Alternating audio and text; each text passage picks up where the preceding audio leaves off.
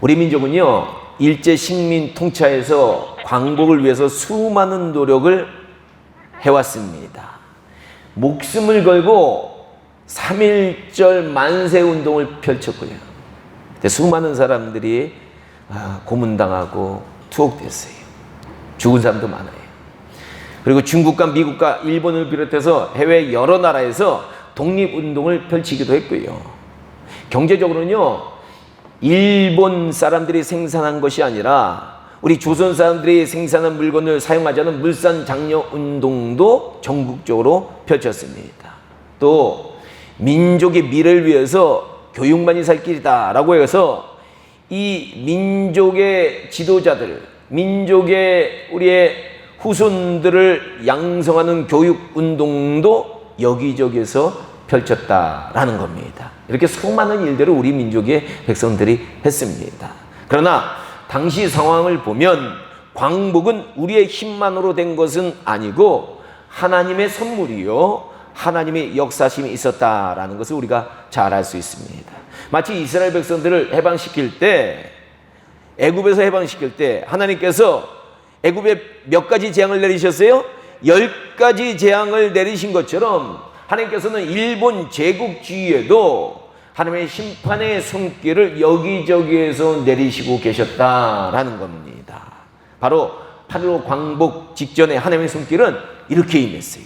하나님께서는요, 한민족을 구원하시기 위해서 제 생각으로는 세계 2차 세계대전도 한민족 구원하려고 일어나게 허락하신 것 같아요.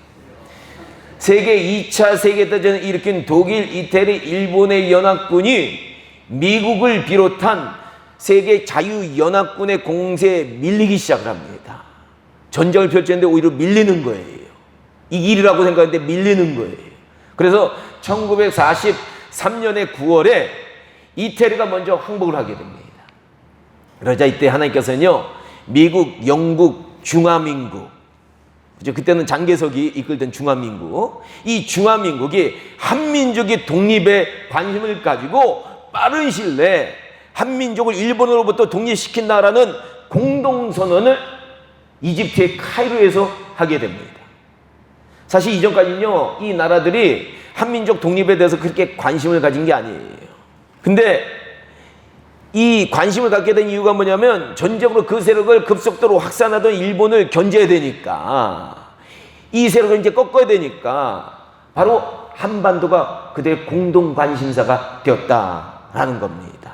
그래서 한민족의 독립에 관심을 가지고 한반도의 독립 계획을 선언하게 되는데, 이것이 카이로 회담이다라는 거예요. 많이 들어봤었죠, 역사 시간에. 그 하나님께서는요, 1945년 5월에는 독일도 항복하게 만드십니다.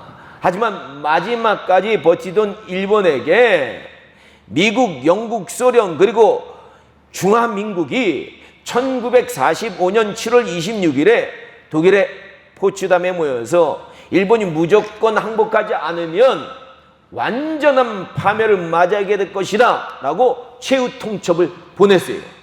근데 이때까지도 일본은 어리석어가지고 미국이 어떤 무기를 개발하는지 모른 거예요. 트루만 대통령이 비밀 작전을 해가지고 핵폭탄을 만들었거든요. 이거 모르고 있었던 거예요. 야, 이때 안 만들어져서 우리나라 독립하기 힘들었어요, 사실. 그런데도 일본은 끝까지 전쟁을 불사하겠다고 항복을 거부한 겁니다. 그러자 미국에서 마치 애굽에 하나님께서 마지막으로 모든 장자를 죽이는 재앙을 일으키신 것처럼 원자폭탄 2발을 사용하게 되는 거예요. 인류상 처음으로 원자폭탄 사용한 거예요. 이게 마지막이 돼야 되는데, 앞으로 더 사용하면 안 되는데. 처음 한 발은 1945년 8월 6일에 히로시마에 터뜨렸고요. 다음 한 발은 8월 9일에 나가사키에 투하하게 되었습니다. 이에 그 두 도시는 순식간에 완전 폐허가 됩니다. 여러분, 이 인터넷이나 유튜브에서 그 당시 이 기록 영상들을 한번 보세요. 처참해요. 사람들이 그냥 순식간에 다 녹아버리는 거예요. 그런데 당시 일본 군부는 오히려 이런 공격을 받았는데도, 이 핵폭탄 공격을 받았는데도 천황에게 절대로 항복하면 안 됩니다. 아직도 전쟁터에서는 죽기를 각오하고 싸우는 일본 군사들이 많습니다. 반드시 천황폐하께 승리를 가져다 드리겠습니다 라고 항복을 거부하고 있는 겁니다. 그래서 미국이 너희가 이렇게 항복 안 하면 또 다른 원자폭탄, 이제는 천황이 살고 있는 곳에다가 거기다가 투한다, 이렇게 선전포고를 합니다. 위협을 합니다. 결국 천황도 살려니까 이때 항복하게 된 거예요. 근데 우리 한반도는 8월 15일 당일에 모두 어리둥절하게 됩니다. 아, 이게 무슨 일이야? 일본이 항복했대. 절대로 우리 사람들은 일본이 질이라고 생각을 못했거든요. 한반도는 쥐 죽은 듯이 8월 15일에 조용했다라고 역사는 얘기해요. 많은 사람들이 해방이 찾아왔는데 이게 믿어지지 않은 거예요. 그래서 정작 해방을 기뻐하면서 만세 하면서 이 만세 인파가 거리에 본격적으로 쏟아져 나온 것은 그 다음날 8월 10일이라는 거예요. 이처럼 우리 민족은요, 수많은 노력을 했는데도 불구하고 독립하지 못했지만 하나님의 도우심으로 갑자기 광복이라는 선물을 얻게 되었다라는 겁니다. 이렇게 하나님 선물 줘야지만 얻는 거예요. 동서독도 보니까 하나님이 갑자기 선물 주니까 통일 선물 얻었잖아요. 우리 한민족도 인간이 아무리 노력해도 지금 안 되잖아요. 통일이요. 평화도 안 되잖아요. 그죠? 하나님의 선물 갑자기 주셔야 돼요. 통일도요. 그러므로 광복절에 우리는 하나님께 광복을 선물로 주시면 감사하지 않을 수 없다는 거예요. 광복은 우리의 힘만으로 이루어진 것이 아니다라는 것을 우리는 명심해야 됩니다. 근데 우리 백성들이 교만해가지고 마치 우리의 힘으로, 우리 민족의 힘으로 광복을 이뤄낸 것처럼 착각하는 사람들도 많이 있어요. 그거 교만한 거예요. 그러므로 선물로 받은 이 나라, 이 민족을 우리는요, 겸손하게 사랑하면서 잘 지켜나가야 될 줄로 믿습니다. 다시는요, 과거 같은 치욕의 역사가 한반도에 생기지 않도록 정신 바짝 차려야 되는 거예요. 이 연세 드신 분들이 정신 바짝 차려줘야지 젊은 사람들이 정신 바짝 차리는 거 아니에요. 윗물이 맑아야 아랫물이 맑거든요. 연세 드신 분들이 흐리멍텅하면, 나라 민족을 위해서 긴장하지 않으면 젊은 사람들 모르거든요. 안 겪어봐가지고. 그러니까 우리가 먼저 정신 바짝 차려야 될 줄 믿습니다. 바로 오늘 보면요, 이 정신 바짝 차리고 자신의 민족을 지킨 페르시아의 에스더 왕비의 이야기가 나와 있어요. 우리가 잘 아는 대로 에스더 왕비는 자신의 민족인 유대인을 모두 죽이려고 하는 이 하만이라는 자가 왕의 최측근이거든요. 이 자의 계략을 페르시아 왕에게 알리려고, 당시 이스라엘 백성들이 페르시아의 노예로 가서 살다 보니까 정착해서 많이 살고 있었거든요. 그래서 이 왕에게 알리려고 왕이 부리지 않으면 절대로 왕에게 나갈 수 없었던 당시의 궁전의 법도를 어기려고 하는 거예요. 여러분, 이 에스더서를 읽어보면 여러분 아시는 대로 이 에스더 왕비 이전의 왕비가 거만하게 굴다가 결국은 폐위당했거든요. 그러니까 이 법을 알고 있는 거예요. 이 법이 얼마나 무서운지. 그런데 이 법을 어기고 왕에게 나가려고 합니다. 그래서 3일간 금식한 후에 온 유대민족도 3일간 금식을 부탁을 했고요. 일사각오의 결단으로 왕에게 나가게 된다라는 거예요. 오늘 본문은요, 민족을 사랑하는 마음을 잘 그리고 있던 이 에스더 왕비의 결심의 한마디가 기록된데, 이 말씀이 정말 유명한 말이에요.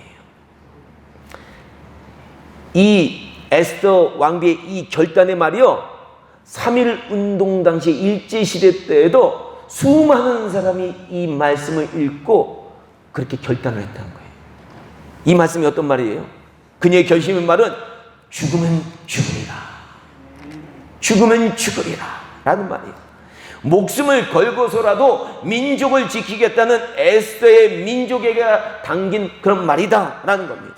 결국 에스더의 이런 결심으로 유대 민족을 몰살하려고 했던 하만은 오히려 자신의 꾀에 빠져가지고 죽고 맙니다. 죽임을 당하고 말아요. 저는 광복절 맞이한 우리에게도요, 이런 이제 나라와 민족을 사랑하는 사람들이 꼭 필요하다, 이렇게 생각이 들어요. 이런 사람들이 있어야 우리 민족은 다시 과거와 같은 수치를 겪지 않게 된다라는 겁니다. 사실 성경에 보면요, 이 에스더 말고도요, 나라 민족을 사랑하는 사람들로 그런 인물들로 가득 찬 게 성경이다라는 거 여러분들 아실 수가 있어요. 모세도 보니까요, 하나님을 의지해서 하나님의 명령을 받아서 이 나라 민족을 구하라는 것도 자기 생각으로 하면 안 돼요. 하나님께 사명을 받아야 됩니다.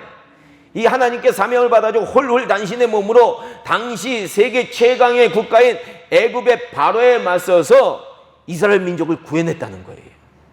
그리고 여호수아 갈렙도 보니까요, 노예 근성에 빠졌단 말이에요. 이스라엘 백성들이 430년간 노예 생활하다 보니까 노예 근성이 뼛속까지 박혀 있었어요. 그래서 하나님이 그들과 함께 하심을 믿지 못하고 가나안 민족을 두려워해서 겁에 질린 이스라엘 백성들에게, 아니 하나님께서 애굽도 물리쳐 주셨는데 가나안 백성을 두려워해요. 애굽보다도 약한 나라를. 그래서 하나님께서 함께 하시니까 우리는 저들 정복할 수 있다라고 목숨을 걸고 용기를 북돋았던 인물이 여호수아 갈렙이 애국자예요. 그러니까 그 후에 이제 사사 시대 아니에요. 근데 사사들도 보니까요, 외세 침략부터 나라 민족을 지키기 위해서 백성들이 부르짖을 때, 고통스럽다고 부르짖을 때 목숨을 걸고 나와서 싸웠던 인물들이다라는 겁니다. 다윗 보세요. 다윗도 어떤 인물이에요? 거인 골리앗에게 이스라엘이라는 나라가 하나님이 조롱을 받고 있어요. 그런데도 아무도 겁에 질려가지고 대항하지 못하고 그렇게 있을 때, 그런데 이 이스라엘 군대 앞에서 나와서 이 골리앗에게 뭐라고 합니까? 다시 너는 칼과 창과 단검으로 내게 나오거니와, 이 말을 일제시대 때도 우리 기독교인들이 일본 사람들에게 한 거예요. 너는 칼과 창과 단검으로 내게 나오거니와 나는 만군의 여호와의 이름 곧 너가 모욕하는 이스라엘 군대 하나님의 이름으로 너에게 나가노라. 야, 그런데 그 조그만 조약돌로 어떻게 골리앗을 물리쳐요? 그냥 하나님의 역사니까 무너뜨려 주신 거예요. 이렇게 골리앗을 물리치고 이스라엘 군대에게 용기를 북돋아서 전쟁을 승리로 이끈 애국자가 바로 다윗입니다. 근데 구약만 그런 게 아니에요. 심지어 신약에도 보니까요, 예수님의 제자들이 예수님이 부활하자마자 뭐라고 얘기했어요? 아, 예수님 이제 예수님이 부활하셨으니까 세상 끝이에요. 이거 다 끝 접수하는 거예요. 이제 이스라엘 독립이 이때입니까? 야, 이렇게 물어보는 거예요. 먼저 이것부터요. 근데 하나님의 뜻을 모르니까 이렇게 물어봤겠죠. 예수님도 이렇게 나라 민족을 사랑하는 사람들 뽑아놓은 거예요. 왜? 나라 민족을 사랑할 줄도 모르는 사람이 어떻게 하나님 나라를 사랑해요? 그리고 사도 바울 같은 사람은 세계 선교를 하면서 보니까요, 로마서 9장 3절에서 이렇게 민족을 사랑하는 마음을 표현했어요. 세계 선교하라고 정신없는데 나라 민족을 걱정한 거예요. 나의 형제 곧 고르게 칭첩을 위하여 내 자신 저주를 받아 그리스도께서 끊어질지라도 원하는 바로다. 즉 자신이 저주를 받아서 지옥에 가더라도 자신의 민족이 이스라엘 백성들이 예수를 믿고 구원받기를 원한다라는 간절한 민족애를 갖고 있었던 분이 바로 사도 바울이라는 거예요. 우리도 그런 마음이 있어야 돼요. 우리 친척들을 보면서 하나님, 내가 끊어지더라도 저들 구원시켜야 되는 거 아닙니까? 이런 간절함이 있어야지만 전도되는 거 아니에요. 간절함도 없는데 무슨 전도가 되겠어요. 그리고 마지막으로 누가복음 19장에 보니까 이 예수님을 이제 앞으로 십자가에 못 박을 이 예루살렘 성이 로마 군대에 의해서 처참하게 몰락할 것을 예수님 보셨거든요. 미리 아시잖아요. 200만 국민 중에 110만 명이 죽임을 당한, 수많은 사람들이 노예에 끌려가는 그 처참한 상황을 미리 보셨거든요. 우리나라로 보세요. 2,500만 명이 죽는다는 상황이 생긴다고 생각하세요. 처참하잖아요. 그래서 예루살렘을 성을 보시면서요, 우시는 장면이 나와요. 슬피 우시는 장면이에요. 우리 예수님도 나라 민족을 사랑하셨다는 거 우리가 잘 알아야 됩니다. 그러면 우리는요, 이런 성경의 인물들처럼 나라와 민족을 사랑하지 않을 수 없다. 된다라는 거예요. 사랑해야 돼요. 그렇지 않으면 당연히 나라 민족도 사랑하는 그 마음으로 하나님 나라를 더 사랑해야 되는 거예요. 그렇다면 우리는 나라 민족을 어떻게 사랑할 수 있을까라는 거예요. 지금은 일본 식민 시대처럼 압제 시대도 아니고요, 임진왜란이나 6.25 때처럼 전쟁의 시대도 아닙니다. 그러나 분명히 오늘날과 같은 시대에도 우리는 나라와 민족을 사랑하는 방법이 있다라는 거예요. 특히 세상 사람들 같이 하나님 없이 나라를 사랑하는 방법이 아니라 신앙 안에서 어떻게 나라를 살아갈 수 있는지에 대해서 생각해 볼 필요가 있는 거예요. 세상 사람들은 자기 고집으로 나라를 사랑하거든요. 그런데 우리는 하나님의 말씀에 근거해서 나라를 사랑해야 되는 거예요. 그래서 오늘은 우리 크리스천들이 나라 민족을 어떻게 사랑할 수 있는지에 대해서 생각해 보도록 할 거예요. 가장 먼저는 우리가 나라를 사랑하는 방법이 뭐냐? 우리 자신부터요, 과거의 역사를 잊지 말고 주변 사람들과 우리 자손들에게 과거를 잊지 말고 기억하게 하는 것이 나라 민족을 사랑하는 방법 중에 하나다라고 생각해요. 오늘날 유대인들은 자신들이 애굽의 노예로부터 해방된 날이 무슨 날이냐? 6월절이에요. 그러니까 광복절이 6월절이요. 이스라엘에서는 이 6월절 지금도 잊지 않고 3470년이 지나도록 열심히 지키고 있어요. 그런데 우리나라는요, 일본 식민 통치로부터 독립한 지 지금 76년이 됐어요, 올해가. 그렇게 되다 보니까 사람들 속에는 광복의 기쁨이 별로 없는 것 같아요, 제가 보니까. 감격이 우리 사회에 별로 없어요. 광복보다는요, 공휴일 하루 더 쉬니까 기뻐하더라고요. 사실 제 자신을 살펴보아도요, 과거처럼 이 광복의 기쁨이 피부에 잘 안 와닿는 걸 느껴요. 하지만 우리는요, 의식적으로 이 광복의 역사를 잊으면 안 된다라는 거예요. 그 이유는 치욕을 겪은 과거의 역사를 잊어버리면 우리에게는 또 치욕스러운 일들이 찾아올 수 있기 때문이다라는 겁니다. 미국의 어떤 역사학자가 이런 얘기를 했어요. 뼈아픈 과거를 기억할 줄 모르는 사람은 과거를 되풀이하게 된다. 그러나 지혜로운 민족은 역사 속에서 교훈을 얻게 된다. 맞습니다. 지혜로운 사람은요, 자신이 잘못한 것을 다시 반복하지 않도록 자신의 잘못을 늘 기억하려고 노력해요. 그리고 다시는 그런 잘못을 저지르지 않으려고 노력하는 거예요. 역사도 마찬가지입니다. 과거의 역사를 잃어버리면 똑같은 일을 반복하게 되는 거예요. 우리 한반도는 역사 속에서요, 늘 여러분들 우리가 기억해야 되는 게 뭐냐? 대륙 세력인 중국이나 몽골 같은 세력들과 해양 세력인 일본 같은 세력이 한반도를 차지하기를 원해왔다라는 거예요. 그래서 늘 우리는 이들을 막을 준비를 해야 되는 거예요, 우리 민족은요. 그런데 고려나 조선의 역사를 살펴보면 외세를 막을 준비를 하기보다는요, 내부적으로 권력 다툼 하다가 당파 싸움만 하다가 나라가 망했다라는 거예요. 근데 지금도 보면 그런 모습이 자꾸 나타나서 안타까워요. 외부의 많은 세력들이 우리 한반도를 차지하기 위해서 호시탐탐 노리고 있고요, 경제적으로도 우리보다 앞서 나가기를 호시탐탐 노리고 있는데, 자신들만의 이익을 추구하고 권력만을 차지하려고 자신의 이념만을 주장하기 위해서 나라와 민족은 상관하지도 않는 세력들이 이 땅에 점점 많아지고 있다라는 거예요. 이런 모습 보면서 우리는 안타까워야 돼요. 그러므로 우리는 과거의 치욕스러운 역사를 꼭 기억하고 이런 잘못에 다시는 빠지지 않도록 노력해야 됩니다. 우리 하나님께서도요, 이 과거를 기억하는 것의 중요성을 잘 아셨어요. 그래서 이스라엘 백성들에게 그들의 광복절인 6월절을 지킬 것을 말씀하시면서 이때 꼭 뭐를 먹으라고 얘기했느냐? 쓴 나물, 누룩 없는 무교병, 정말 맛없잖아요. 이걸 먹으라고 명령하신 거예요. 이거는 애굽에서 고난을 받았던 과거의 역사를 기억하라 라는 의미예요. 즉 고난 겪은 과거를 겪고 다시는 이런 고난에 들어가지 않도록 하나님 중심으로 잘 살아라 라는 그런 경고의 말씀입니다. 그런데 실상 이스라엘 백성들은요, 이 고난을 기억하지 못하고 잃어버린 적이 너무 많았어요.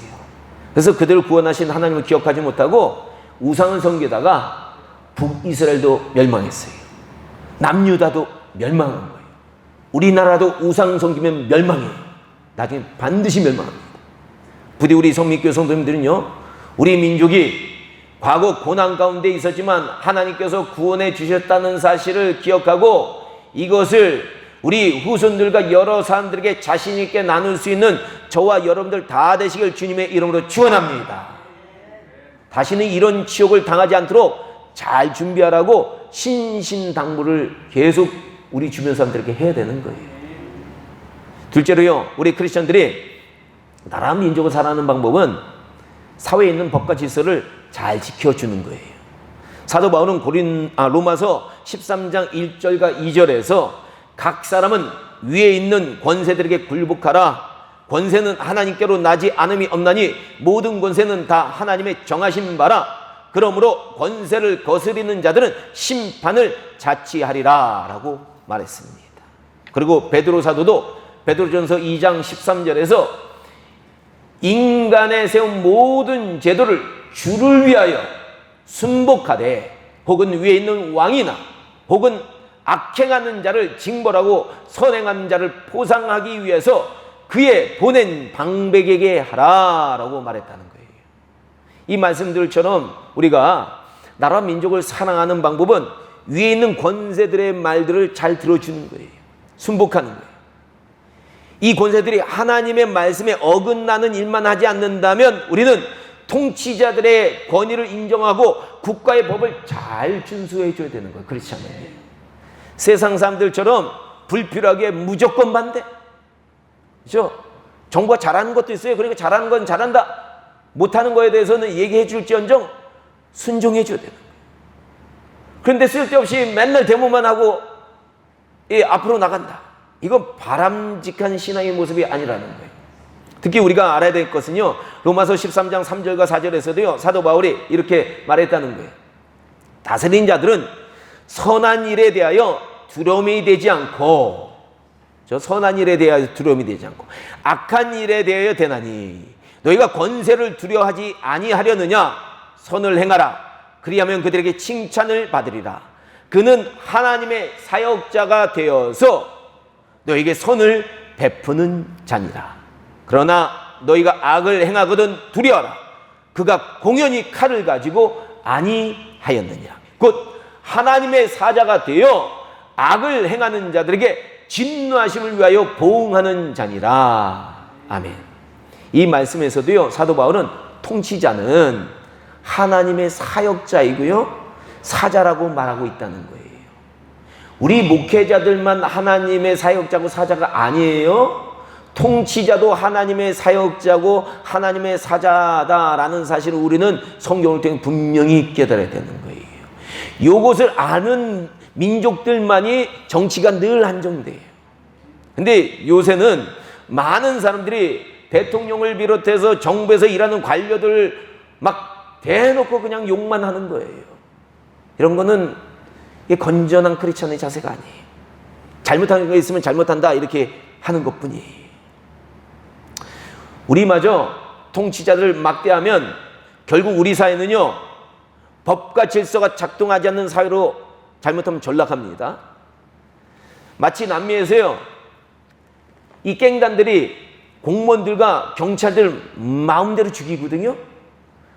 그래서 사람들이 통치자들보다 갱단을 더 무서워하는 사회가 돼버리는 거예요. 법이 없는 사회. 남미는 거의 대부분 무질서한 사회가 돼버렸어요. 왜? 이 통치에 순종을 안 하다 보니까. 우리는 이런 사회가 안 되려면요, 통치자들에게 순복하는 자세가 좀 필요하다는 거예요. 그리고 이것이 나라 민족을 살아가는 방법이다라는 것 우리가 생각해야 돼요. 셋째로요, 국가에 대한 의무를 다하는 것이 나라와 민족을 살아가는 방법이다라는 거예요. 마가복음 12장을 보면 예수님을 책잡으려는 사람들이 당시 로마 황제 가이사에게 세금을 바쳐야 하느냐 바치지 말아야 되느냐 하는 문제로 예수님께 질문하는 장면이 나옵니다. 만약 예수님께서 내지 말라고 하면 로마 황제에게 반역했다라고 시비를 걸려고 하는 거고요. 내라고 하면 비애국자라고, 그렇죠? 족을 살아나지 않는다고 책 잡으려고 질문을 한 거예요. 이때 예수님께서는요, 가이사의 것은 가이사에게, 하나님의 것은 하나님께 바쳐라, 이렇게 말씀하셨다는 거예요. 이처럼 우리 크리스찬들에게는요, 하나님께 드려야 되는 것도 있지만 세상 정부에 우리의 의무를 다해야 되는 것도 있다라고 우리 예수님이 말씀해 주신 거예요. 예를 들면요, 이 국민으로서 병역의 의무, 납세의 의무, 이런 것들 세상을 향해서 우리가 지켜야 되는 의무들이에요.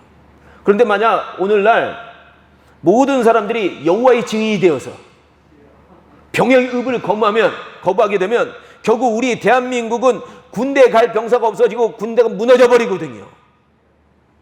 우리의 국토를 방해할 수 없는 거예요. 그러면 대적들이 가만히 있겠어요? 쉽죠. 그냥 쳐들어와서 정복하는 거예요. 또 세금의 의무도 우리가 감당하지 않으면 지금 우리가 사회적으로 누리고 있는 수많은 양질의 사회적 서비스 받지 못하게 됩니다. 의료보험제도 세계에서 제일 좋아요, 우리나라가요. 저렴한 교통 서비스 세계에서 제일 좋다고 소문났어요. 수도, 전기 공급 같은 것 다 세금 안 내면 끊기게 되는 거예요. 북한 같은 경우는 여러분 하루에 한두 시간 전기 쓰기도 힘든 지역이 많아요. 그런 나라로 되고 싶지 않으면 우리가 세금 잘 내야 되는 거예요. 그래서 로마서 13장 7절에서 사도 바울은 모든 자에게 줄 것을 주되 공세를 받는 자에게 공세를 바치고 국세를 받는 자에게 국세를 바치고 두려워할 자를 두려워하며 존경할 자를 존경하라라고 얘기했다는 거예요. 다시 말해서 내가 사는 내 나라에 대해서 우리가 해야 될 의무를 다해라 라는 얘기예요. 그러니까 여러분, 우리 크리스천들은요, 세상 사람들은 세금 안 내는 걸 자랑스럽게 생각해요. 근데 우리 크리스천은 그렇게 생각하면 안 되고 세금을 많이 낼 수 있는 사람이 되는 것을 기도해야 되는 거예요. 세금 많이 낼 수 있는 사람이 되게 해주세요. 그러면 돈 많이 벌어야 되거든요. 축복 많이 받아야 되는 거예요. 세금 많이 낼 수 있는 사람이 되게 해주세요. 그렇게 기도해야 되는 거예요. 근데 세금 많이 내는 사람이 아니라 오히려 도움만 받는 사람이 되면은 그거는 조국을 사랑하는 사람이 아니에요.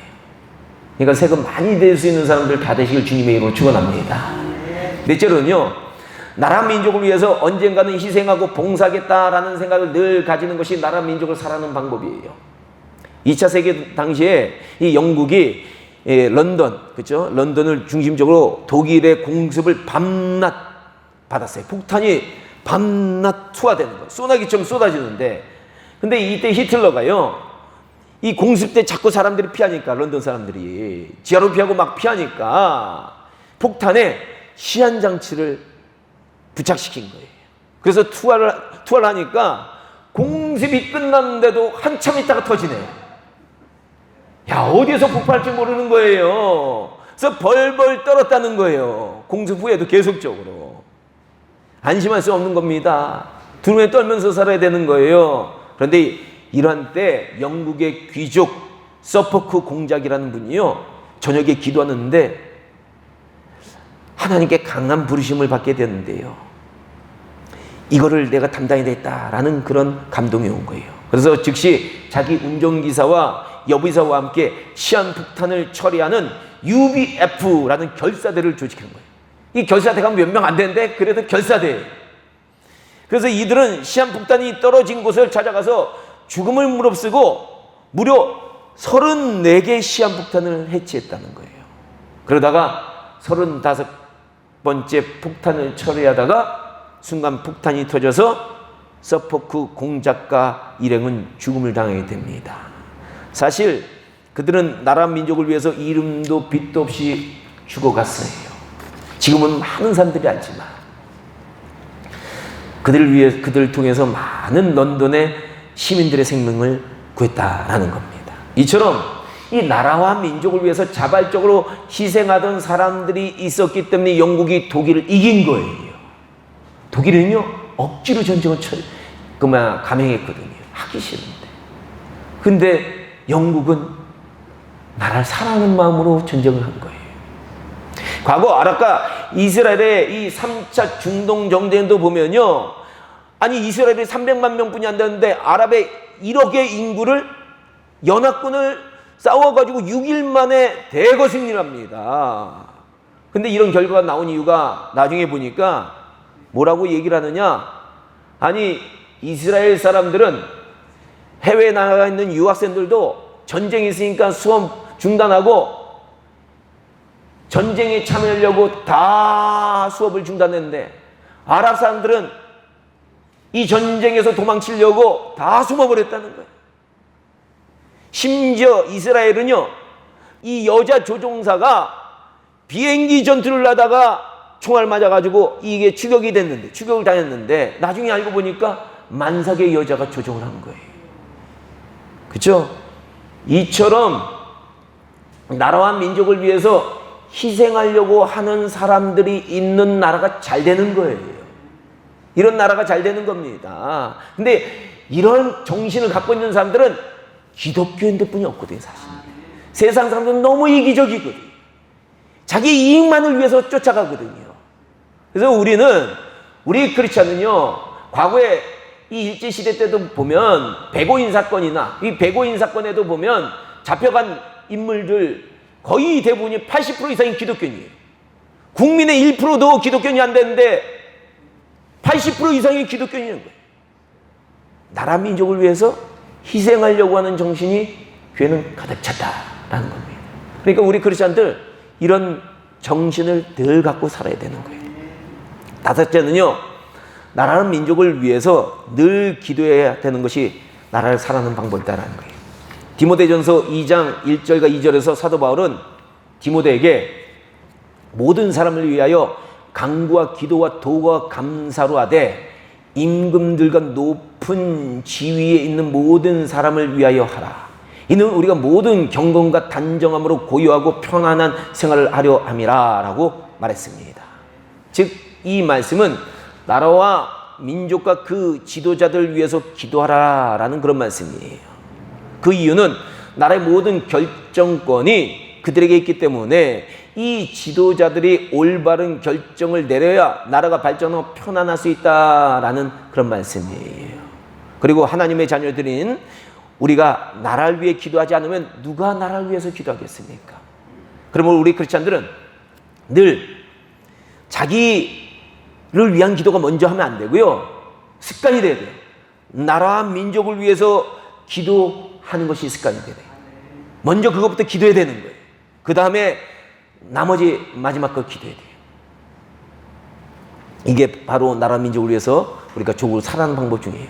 근데 특히 앞으로 이제 대통령 선거가 있다는 거 여러분 다 아시잖아요. 이 대통령 선거에서 하나님을 두려워하고 교회의 부흥을 위해서 좋은 정책을 펼쳐나갈 수 있는 신앙의 지도자를 꼭 세워달라고 우리 기독교인들은 늘 지금부터 기도해야 되는 거예요. 아주 중요한 시점입니다. 과거의 역사를 우리가 살펴보면요, 어떤 사람들은 신앙인 아닌 사람들이 이 대통령 되면 어떠냐 그런 사람들도 있어요. 그거 절대 아니에요. 과거의 역사들 보면요, 한 나라의 왕이 나타나서 그 민족의 종교를 완전히 바꾸는 정책들을 펼친 것을 우리가 많이 볼 수 있어요. 그래서 나라의 종교가 완전히 바뀝니다. 한 나라의 최고의 지도자의 정책은요, 신앙의 흐름을 엄청나게 바꾸는 영향력을 미친다는 거 우리가 알아야 됩니다. 그래서 지도자 바로 세워달라고, 하나님 두려워하고 교회를 부흥시키는 그런 정책을 세울 수 있는 지도자 바로 세워달라고 우리가 늘 기도해야 되는 거예요. 마지막으로 여섯째는요,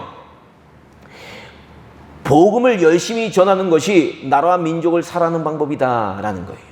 과거에 백범 김구 선생님이 하신 유명한 말씀이 있잖아요. 교회의 한계가 경찰서 10개보다 낫다라는 이런 유명한 말씀하셨어요. 지금 우리나라에 살고 있는 외국인들이 보니까요, 우리나라 치안이 너무 좋대요. 아니, 밤에도 이렇게 자유롭게 다닐 수 있는 국가가 어디 있니? 깜짝 놀랍니다. 한국 오면요. 미국 같은 경우는요, 차에 노트북 같은 거, 뭐 지갑 같은 거, 가방 같은 거 놓아두면 절대로 안 되는 거예요. 내리면. 만약에 놓아두면 어느새 창문을 깨고 유리를 깨고 다 훔쳐간다는 거예요. 또 우리나라 한국에서 깜짝 놀라는 게 뭐냐면, 카페 테이블에다 잠깐 가방 놓고 화장실 갔다 오는 사람들 보고 깜짝 놀란대요. 자기는 꼭 화장실 갈 때 가방 들고 가는데, 외국 같으면 이렇게 하면 100% 내 가방 갖고 가세요라는 그런 요구를 하는 거예요. 이처럼 한국은요, 지금 세계에서 가장 치안이 잘 되고 안전한 나라가 되었다는 거예요. 그런데 이런 모습이 과거에는 영국이나 미국 같은, 프랑스 같은, 독일 같은 나라들의 모습이었다라는 겁니다. 과거에는 이 나라에서는요, 공원에 지갑을 두고 잠깐 어디 갔다 와도 그대로 손 안 대고 사람들이 지나가던 그런 나라들이었어요. 근데 지금은 이렇게 딱 큰일 나요. 도둑이 득식을 거려요. 저도 중국에 갔을 때요, 과거, 지금 중국 많이 변했을 텐데, 아니, 잠깐 카메라 놓고, 잠깐 일어섰는데, 일어선 순간 사라져버린 거예요. 야, 바로 이런 모습은요, 이 예수님을 믿는 사람이 얼마나 많은가와 매우 밀접한 관계를 가지고 있다라는 거예요. 지금도 중국에는 과거보다 훨씬 나아졌어요. 기독교인들이 많아지다 보니까요. 복음이 전파되고 교회가 부흥하면 정직하고 안전한 사회가 이루어지는데, 교회가 무너지는 국가들은 꼭 범죄와 도둑들이 들끓어서 살기 어려운 국가들이 된다는 거 우리가 명심해야 됩니다. 그러니까 우리가 나라 조국을 사랑하는 방법, 마지막으로 제일 중요한 게 뭐냐? 열심히 뭐 하는 거예요? 복음 전하는 거예요. 전도하는 거예요. 그래서 사람들 변화시키는 거예요. 회개시키는 거예요. 그래서 우리 민족의 백성들의 마음마다 하나님 두려워하는 마음을 넣어줘야 범죄가 기승을 안 하게 되는 겁니다. 그러니까 여러분, 전도하는 것, 나라 민족을 사랑한다는 것, 가장 좋은 방법이다라는 것 꼭 기억하시기 바랍니다. 오늘 시간이 너무 긴 관계로 여러분 말씀 정리하면 또 너무 길어질 것 같아요. 그러니까 여러분 유튜브를 통해서 또 말씀 반복해서 보실 분들 반복해서 보시고요. 하여튼 어떻게 해서든지 우리 성민교회는 나라 민족을 사랑하는 사람들 가득 차야 됩니다. 어떻게 하면 내가 나라 민족을 좀 사랑할까? 이런 마음들을, 거룩한 마음들을 자꾸 가져야 돼요. 그런 마음들이 있어야지만 위기 상황에서 나라 민족을 더욱 사랑하게 되는 거예요. 안 그러고 나만 위해서 살게 되면 위기 상황에서는 아주 이기적인 모습이 나타나게 되는 거예요. 그러니까 여러분 꼭 나라와 민족을 사랑하는 그런 마음 꼭 가지면서 나라를 위해서 기도하시면서 나를 위해서 무엇인가 조그만 것이라도 하는 저와 여러분들 다 되기를 주님의 이름으로 축원합니다. 기도하겠습니다.